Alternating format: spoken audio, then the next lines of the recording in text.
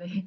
저는, 일단은 이거를 조금 정리를 해봤는데, 약간 책 순서대로긴 한데, 조금 이렇게 약간 제가 멋대로 조금 정리를 해서 요거 보시면서 하시면 좋을 것 같은데, 이제 앞서 사모님께서 작정의 실행에 대해서 창조와 섭리라고 말씀하셨는데, 지금 제가 맡은 부분, 구문과 신문은 이제 창조에 대한 부분인데, 이제 그러면 이제 창조는 모든 어떤 것인가라고 했을 때 모든 것을 무로부터 만드신 것이다.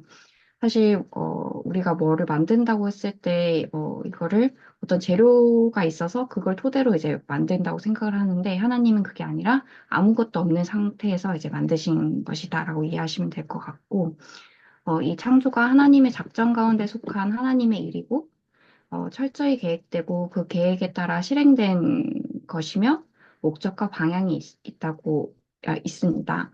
그러면 이제 창조가 어떻게 이제 이루어졌을까라고 했을 때는 능력의 말씀으로 이루어졌고 6일 동안 이제 창조의 과정을 하셨다.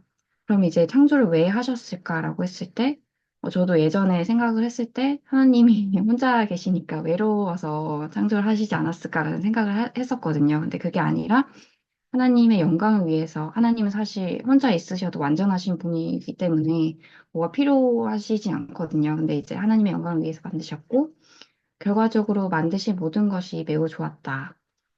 라고 네, 이제 나옵니다. 이렇게 파란색으로 되는 부분이 이제 구문 내용인데, 그럼 이제 창조에 대해서 내용이 나오면은 보통 이제 진화론에 대해서 얘기를 많이 하는데, 그럼 진화론은 어떤 것인가? 이미 존재하는 거에 대해 어떻게 변화하고, 그 과정에 대한 설명이지, 그 근원에 대한 설명도 못하고, 왜 이게 이루어졌는가에 대한 답변은 하지 못한다고 합니다. 사실 진화론이 또 과학적이라고 이제 얘기들 많이 하는데, 과학적인 거는 사실 검증이 가능해야 되고, 그런데 이제 진화론도 사실은 이제 실험이 되지 않는 부분이 있거든요. 그래서 진화론도 결코 이제 좀 과학적이라고 보기에는 어렵다라는 부분이 있었고, 창조는 사실 본질적으로 되게 신비한 것이기 때문에, 뭐, 이거를 꼭 과학과 이제 동등하게 보기에는 조금 어려운 부분이 있지 않나라는 생각이 들고, 이제 마지막 부분에 과학과 신앙과의 관계에 있어서, 뭐, 대화를 해야 된다, 뭐, 이런 내용이 있었는데, 이거는 나중에 뭐 또 소그룹 통해서 한번 얘기를 해보시면 좋을 것 같고요. 그러면 이제 이 인생의 방향, 우리가 창조되었음을 알았을 때, 우리는 어떻게 살아야 되냐라고 하면, 만물은 그 존재의 목적이 있고, 하나님의 뜻이 곧 이 세상과 만물의 절대적 기준과 척도가 된다. 인간의 가치는 하나님께서 그분의 영원한 뜻, 우리에게 주신 계명대로 우리가 살아가기를 바라시고, 그것을 바탕으로 분명한 가치와 방향성을 갖는 것입니다.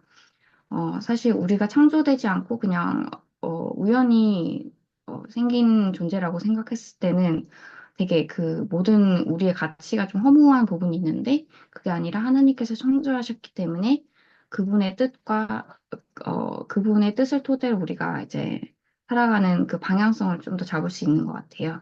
그래서 이제 피조물을 통해서 하나님을 또 알아야 한다고 강조하고 우리 자신을 통해서도 하나님의 형상과 성품을 알 수 있어야 한다. 라고 이제 책에서 얘기하고 있습니다.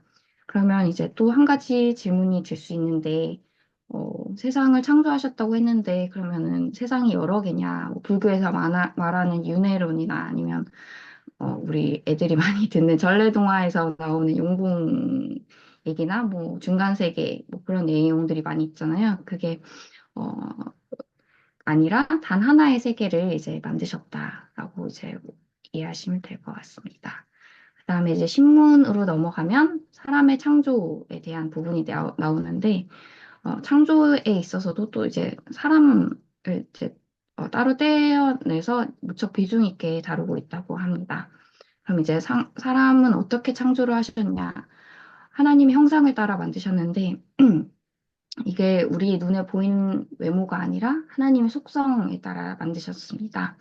하나님의 형상의 속성들은 거룩, 공의, 지식 이렇게 있는데 그러면 사실 우리의 모습을 보면 하나님의 형상을 따라 만든 것 같이 않아 보이는 모습들이 많잖아요. 그래서 그러면 왜 이러지? 라는 생각을 했을 텐데 이거는 하나님 창조한 지 시간이 많이 지나서가 아니라 혹은 하나님의 형상이 불완전해서가 아니라 형상대로 우리를 창조하셨는데 우리의 범죄함으로 형상을 잃어버렸기 때문에 현재 우리의 모습이 나타난 거고 우리는 하나님의 형상으로 지금 이제 회복되어 가는 중이다.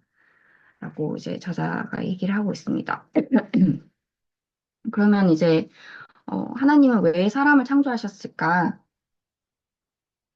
라고 했을 때는 이제 모든 생물을 주관할 통치권을 부여하시기 위해 이제 사람을 창조하셨는데 즉 하나님이 만드신 이 온 우주를 잘 통치하고 다스려야 하는 존재로 지음을 받았습니다. 우리가 하나님의 청지기로서 이제 지음을 받았는데 현재 또 우리의 모습을 보면 사물이나 현상의 본질을 깨뜨려 보는 능력이 거의 상실했다.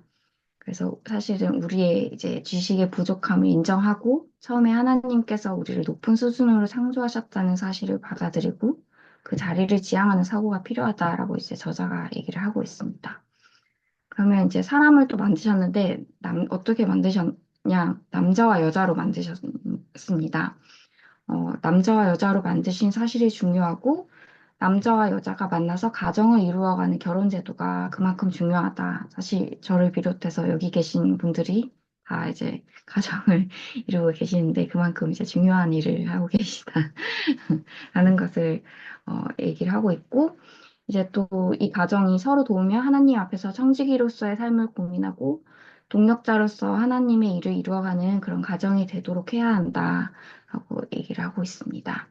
그러면 이제 우리는 하나님께서 창조하신 존재인데 우리는 무엇을 해야 하나?